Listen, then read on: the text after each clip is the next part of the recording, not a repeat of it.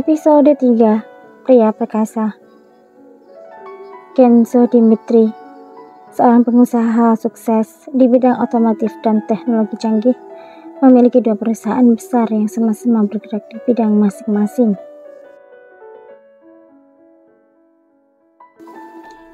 Kenzo memang terlihat sempurna. Dia memiliki segalanya: tahta, jabatan, uang, kekuasaan, semua dia miliki.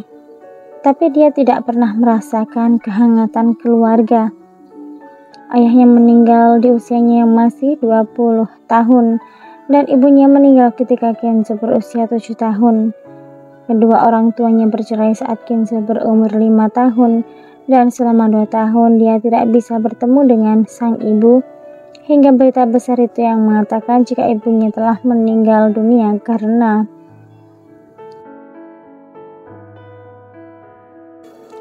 skandal sang ayah waktu itu hampir membuat karirnya hancur. Selama ini Kenzo tidak mengetahui jika ayahnya memiliki simpanan yang adalah istri dari pria yang tidak lain adalah koleganya sendiri.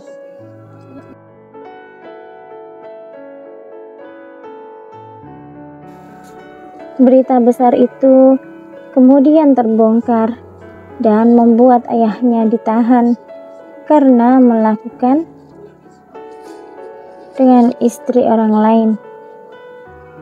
Tidak terima karena dipenjara, ayah Kenzo melarikan diri dan akhirnya berakhir dengan kecelakaan besar yang membuat mobilnya hangus terbakar. Mungkin sikap Kenzo yang seperti ini sudah menurun dari sang ayah. Entahlah. Yang jelas, Kenzo sendiri juga menyadari jika sifatnya yang suka main dengan wanita itu tidak bisa dibilang begitu saja. Tuan, apakah ada yang Anda inginkan?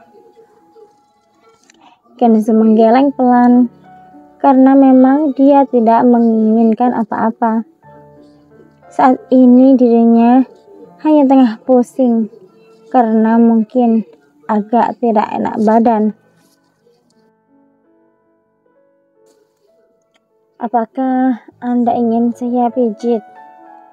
Sepertinya Anda kelelahan, ujar wanita itu lagi, menawarkan diri untuk memijit Kenzo, dan biasanya lelaki itu langsung memberikan kode untuk langsung melayaninya. Tapi sudah seminggu ini, Kenzo sama sekali tidak meminta layanan respons padanya. Tidak, keluarlah. Suruh Kelvin masuk. Jawab Kenzo mengibaskan tangannya, pertanda jika dia menyuruh sekretarisnya itu untuk keluar. Dengan berat hati, wanita itu pun keluar dari ruangan sang presidir. Kenzo kali ini merasakan jika badannya memang tidak enak, tenggorokannya sakit, bahkan hidungnya sudah gatal.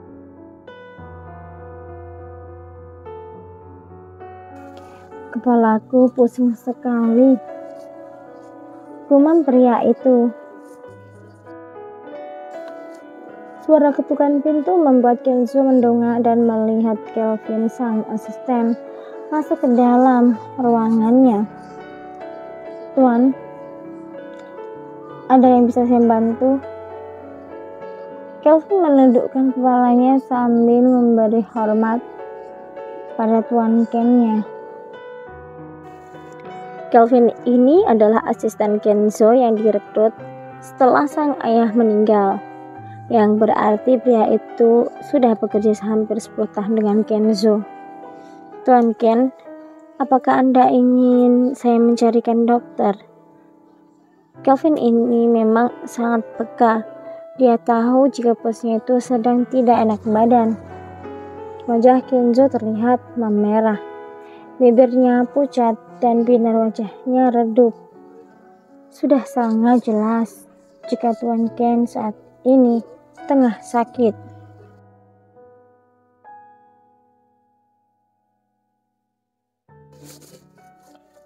Kelvin, antarkan aku pulang saja. Aku ingin beristirahat di rumah, ujar Kenzo. Baik, Tuan. Tapi setelah ini saya akan panggilkan dokter untuk Anda. Kelvin langsung membantu Kenzo untuk berdiri. Kenzo mengibaskan tangannya, seakan mengatakan bahwa dia masih kuat untuk berjalan.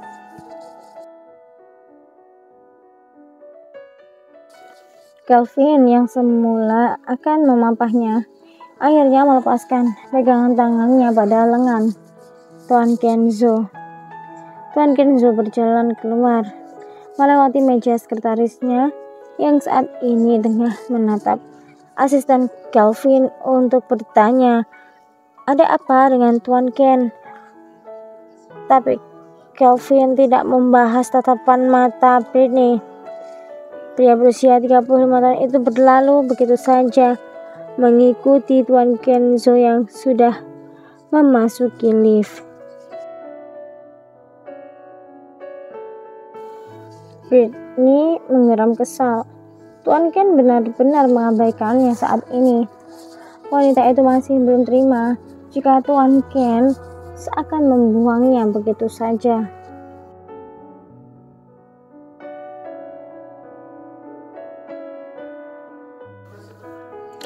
Aku tahu jika bukan hanya aku saja wanita yang berarti di dalam hidup Tuan Ken, tapi aku berharap bisa menjadi wanita satu-satunya pendamping Tuan Kenzo sampai tua nanti.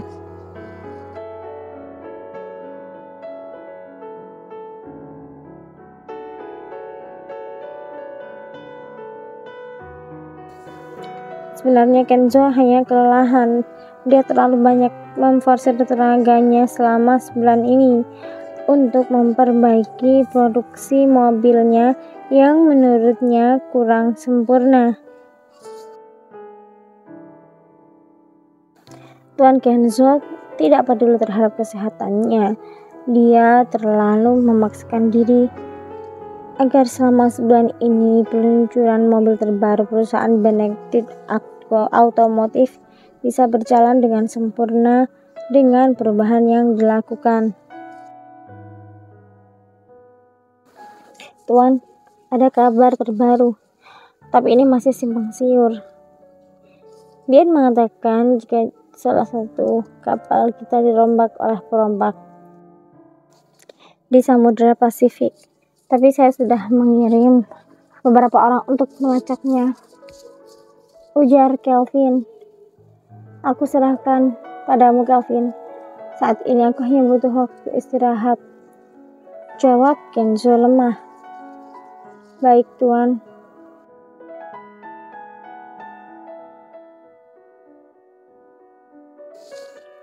Kelvin tahu jika tuannya memang harus segera istirahat agar bisa kembali pulih seperti sedia kala. Bersambung.